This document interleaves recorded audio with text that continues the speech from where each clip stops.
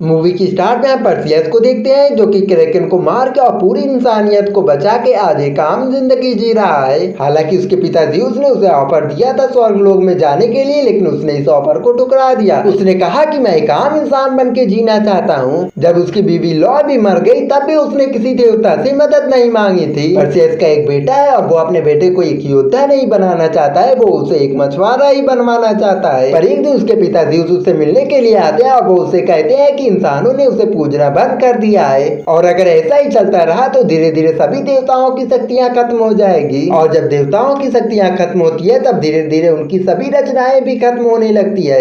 तभी वहाँ पे एक छोटा सा भूकंप आता है। पर्सियस समझ जाता है और वो कहता है कि टोटस की दीवारें गिर रही हैं। ज़्यूस कहता है कि हाँ, और अगर एक बार टोटस की दीवारें गिर गई तो वहाँ से सारे राक्षस बाहर आ जाएंगे और अगर देवताओं की शक्तियां कम हुई तो सभी देवता मरने लगेंगे और अगर ऐसा हुआ तो क्रोनोस बाहर आ जाएंगे और क्रोनोस का बाहर आना यानी कि पूरी धरती का खत्म होना तय है। जिसपे पर्सियस कहता है कि इस पे मैं क्या करूं, ये तो देवताओं की समस्या है। ज़्यूस कहता है कि हमें हमारे बच्चों की मदद चाहिए, हमें मिलजुल कर इस प्रॉब्लम से लड़ना होगा और तभी हमारी शक्तियां काम करेगी। इस पे पर्सियस बोलता है कि अब आपको जाना चाहिए। ज़्यूस वहां से चला जाता है। इसके बाद पोसाइडन, ज़्यूस का बेटा एरिस, ये तीनों अंडरवर्ल्ड हेरिस से मिलने के लिए जाते हैं और ये उससे कहते हैं कि हम टोटस की दीवारें दोबारा से बनाना चाहते हैं और उसे और भी ज्यादा मजबूत करना चाहते हैं ताकि वहां से कोई भी बाहर ना निकले। लेकिन हेरिस उनके ऊपर हमला कर देता है। पोसाइडन का बेटा एरिस भी हेरिस के साथ मिल जाता है और दोनों मिलकर ज़्यूस को बंदी बना लेते हैं। और अब यहाँ पे टोटस की दीवारें कमजोर होकर टूट रही थी और वहां से अजीब अजीब क्रिएचर बाहर निकल रहे थे।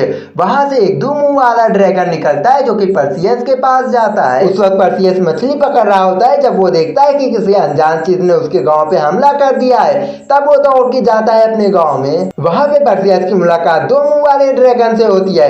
पर्सियस वहां से अपनी तलवार निकालता है और उस ड्रैगन से लड़ने लगता है। अब काफी देर लड़ने के बाद पर्सियस उस ड्रैगन को मार देता है, लेकिन वो इस लड़ाई में काफी ज्यादा जख्मी हो जाता है। वो अपनी मलहम पट्टी करवाने के लिए एक औरत के पास जाता है। वो औरत कहती है कि दुनिया के हालत बहुत ही ज्यादा बुरे हो रहे हैं, तुम्हारे पास शक्तियां हैं, तुम एक गॉड के बेटे हो, तुम अपने फर्ज से मुंह नहीं मोड़ सकते हो। पर्सियस कहता है कि मैंने अपनी पत्नी से वादा किया है कि मैं अपने बेटे को कभी भी तलवार नहीं उठाने दूंगा, मैं उससे किया हुआ वादा नहीं तोड़ सकता हूँ। वो औरत कहती है कि आम हालातों में ये बात सही लगती है लेकिन इस हालत में ये बात गलत है। इसके बाद पर्सियस वहां से चला जाता है और वो अपने बेटे को लेकर एक पहाड़ की तरफ जाता है जहाँ पे ज़्यूस का एक पुराना मंदिर होता है, लेकिन अब इस मंदिरों में कोई भी पूजा करने के लिए नहीं आता है और यही कारण होता है कि गॉड की शक्तियां कम हो रही है।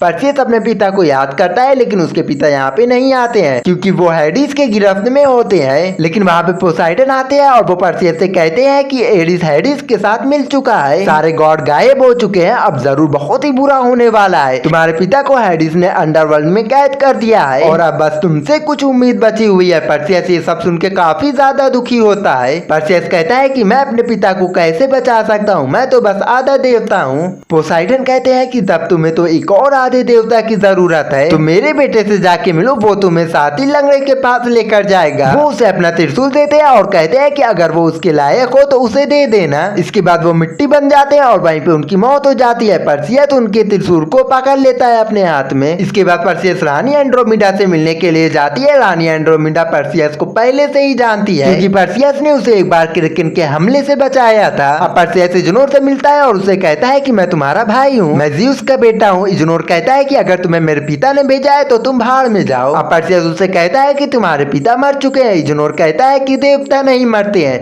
जिसपे पर्सियस कहता है कि अब देवता मरते हैं, उन्होंने मुझे तुम्हारे पास भेजा है ताकि तुम मुझे साथी लंगड़े के पास लेकर जाओ। साथी लंगड़ा एक देवता होता है जिसने पूरे अंडरवर्ल्ड को बनाया था और वही हमें टोटस तक जाने का रास्ता बता सकता है। अब पर्सियस रानी एंड्रोमेडा और इग्नोर कुछ साथियों के साथ साथी लंगड़े को ढूंढने के लिए जाते हैं। इग्नोर कहता है कि वो 7 समुंदर पार रहते हैं और ये लोग एक नाव से उनके पास जाने के लिए निकल जाते हैं। रास्ते में रानी एंड्रोमेडा पूछती पूछती है कि कौन है ये साथी लंगड़ा, जिसपे परसियस कहता है कि उन्होंने ही पोसाइडन का त्रिशूल, हेडिस की तलवार और ज़्यूस का वज्रास्त्र बनाया है, और अगर इन तीनों वेपन को एक साथ मिलाया जाए तो ब्रह्मास्त्र बनेगा। और ब्रह्मास्त्र की मदद से ही गॉड ने पहले क्रोनोस को हराया था। इग्नोर इन सभी को उस टापू तक लेकर जाता है जहाँ पे साथी लंगड़ा रहता है। रास्ते में ये लोग देखते हैं कि चारों तरफ फंदे लगे हुए हैं और एक फंदे में इग्नोर फंस जाता है। कोई उस फंदे को अपने पास खींच लेता है। इग्नोर इन सभी से अलग हो जाता है।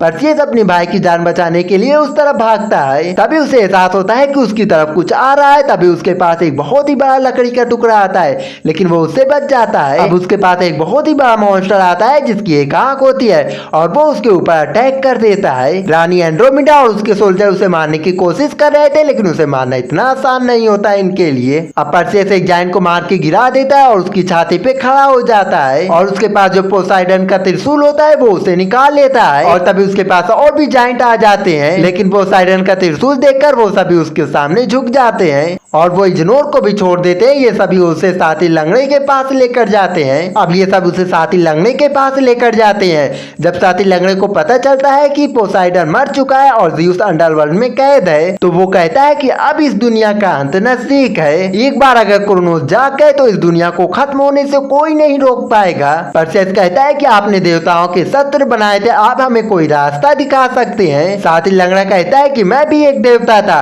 जब मैंने हेडिस की मदद की तब सारे देवताओं ने मिलकर मेरी सारी शक्तियां छीन ली और अब मेरे पास कोई भी शक्तियां नहीं है। रानी एंड्रोमेडा बोलती है कि आम इंसान होना कोई भी गलत नहीं है, बल्कि हर एक आम इंसान एक खास इंसान होता है। तब जाके साथी लंगड़ा कहता है कि अगर ज़्यूस अंडरवर्ल्ड में उनकी कैद में है तो हेडिस उसे क्रोनोस के पास रखा होगा और क्रोनोस ज़्यूस की सारी पावर छीन रहा होगा। फिर हमें अंडरवर्ल्ड का सीन दिखाया जाता है। अंडरवर्ल्ड में ज़्यूस को क्रोनोस के पास ही रखा जाता है और क्रोनोस ज़्यूस की शक्तियां खींच रहा होता है। साथी लंगड़ा कहता है कि टोड मैंने ही बनाया था और मैं बाहर आने के लिए भी ये बाहर से अंदर की तरफ बनाया गया, हम अंदर जा सकते हैं। और ये सब के सब टोटस की तरफ बढ़ जाते हैं। ये लोग आगे चल ही रहे होते तभी इनके सामने एरिस आ जाता है, क्योंकि इन लोगों में जो साथ में चल रहे थे उनमें से किसी ने एरिस की प्रार्थना की थी।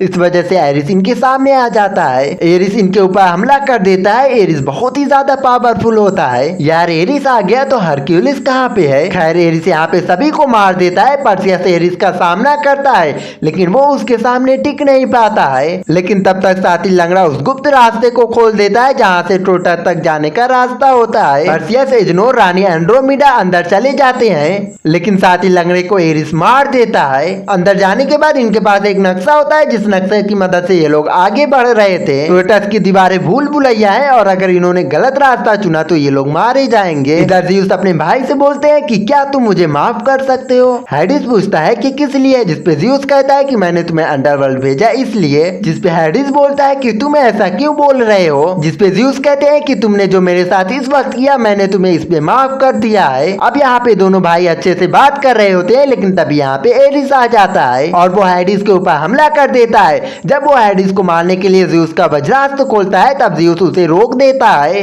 अपने वज्रास्त्र को। वो कहते हैं कि मैं तुम्हें हेडिस को नहीं मारने दूंगा। इस बात से हेडिस और ज़्यूस के बीच में जितने भी नफरत होते हैं वो सभी दूर हो जाते हैं। अब हेडिस और एरिस के बीच में लड़ाई होती है, दोनों खाई में गिर जाते हैं और तब यहाँ पे परसेस आ जाता है। परसेस अपने त्रिशूल से ज़्यूस को छुड़ाने की कोशिश कर रहा था और अब क्रोनोस बहुत ही ज्यादा ताकतवर हो जाता है और ज़्यूस बहुत ही कमजोर हो जाते हैं और बहुत ही ज्यादा बूढ़े। इनकी जगह अगर थोर या ओडिन होते तो इनकी पावर और भी ज्यादा बढ़ जाती। खैर क्रोनोस ज़्यूस की सारी पावर छीन लेता है। परसेस अपने पिता को बड़ी ही मुश्किल से छुड़ाता है, लेकिन तब तक वहाँ पे एरिस आ जाता है। अब यहाँ पे तीनों में काफी खतरनाक लड़ाई हो जाती है। यहाँ पे हेडिस अपने भाई ज़्यूस की मदद करता है। अब परसेस जब अपने पिता को यहाँ से बाहर लेकर जा रहा था तभी एरिस हेडिस का त्रिशूल छीनकर उनकी तरफ फेंकता है। त्रिशूल सीधा जाके ज़्यूस को लगता है। ज़्यूस कहते हैं कि परसेस अपना मुझे हथियार दो। असल में पोसाइडन का हथियार अभी भी परसेस के पास होता है। वो हेडिस और पोसाइडन के हथियार को आपस में मिलाते हैं और ये दोनों यहाँ से गायब हो जाते हैं और ये लोग उस जगह पे पहुंच जाते हैं जहाँ पे रानी एंड्रोमेडा की पूरी फौज है। अब इन सबको मिलकर क्रोनोस और एरिस का सामना करना है और क्रोनोस को मारना इतना भी आसान नहीं है। ज़्यूस पूरी तरीके से जख्मी हो जाते हैं। वो अपने बेटे से कहते हैं कि तुमने ऐसा कैसे किया, तुम मुझे टोटस से कैसे बाहर लेकर आ पाए? पर्सियस बोलता है कि मैं बस अपने बेटे के बारे में सोच रहा था। ज़्यूस कहते हैं कि तुम अपने बेटे के बारे में सोचो और तुम्हें अपने तीनों अस्त्रों को एक साथ मिला के ब्रह्मास्त्र बनाना होगा। उनके पास दो हथियार होते हैं, लेकिन ज़्यूस का हथियार अभी भी एरिस के पास होता है। इसके बाद पर्सियस अपने भाई एरिस से टेलीपैथी के द्वारा बात करता है। पर्सियस कहता है कि अगर तुम मुझसे ज्यादा बेहतर हो तो तुम मुझे एक मंदिर में आके मिलो, वहाँ पे फैसला हो जाएगा। और जब वहाँ पे पर्सियस पहुंचता है तब वहाँ पे एरिस के पास पर्सियस का बेटा होता है। पर्सियस एरिस से कहता है कि तुम मेरे बेटे को कुछ मत करना। एरिस कहता है कि मैं बस ये देखना चाहता हूँ कि अगर कोई तुम्हारे पिता को तुम्हारे सामने छीने तो तुम्हें कैसा लगता है। अब एरिस और पर्सियस के बीच में फाइट हो जाती है। वहीं दूसरी तरफ क्रोनोस प्रोटस से बाहर निकल आता है और वहाँ से बहुत सारे राक्षस निकल रहे थे। ऐसे ऐसे राक्षस जिनके दो मुंह होते हैं। और अब रानी एंड्रोमेडा की सेना उन सभी राक्षस से लड़ती है, लेकिन उन सभी राक्षस को रोकना इतना भी आसान नहीं होता है। और धीरे धीरे क्रोनोस भी आगे बढ़ रहा था। वो पूरा ज्वालामुखी का होता है, वो जिस तरफ हाथ बढ़ाता है वहाँ पे सिर्फ तबाही होती है। अंदर ज़्यूस का भाई हेडिस आता है और वो उससे कहता है कि भाई मैंने तुम्हें माफ किया। और हेडिस उनका हाथ पकड़ता है और जैसे ही वो उनका हाथ पकड़ता है ज़्यूस जो कि बूढ़े हो जाते हैं वो फिर से जवान हो जाते हैं। हेडिस कहता है कि आपकी उम्र 10,000 साल कम लग रही है। ज़्यूस कहते हैं कि हमें क्रोनोस का सामना करना होगा, जिसपे हेडिस कहता है कि बिना हथियार के, जिसपे ज़्यूस कहता है कि हमने बिना हथियार के भी कई जंग जीते हैं। अब दोनों बाहर निकलते हैं। बाहर देखते हैं कि क्रोनोस ने चारों तरफ तबाही मचा दी है।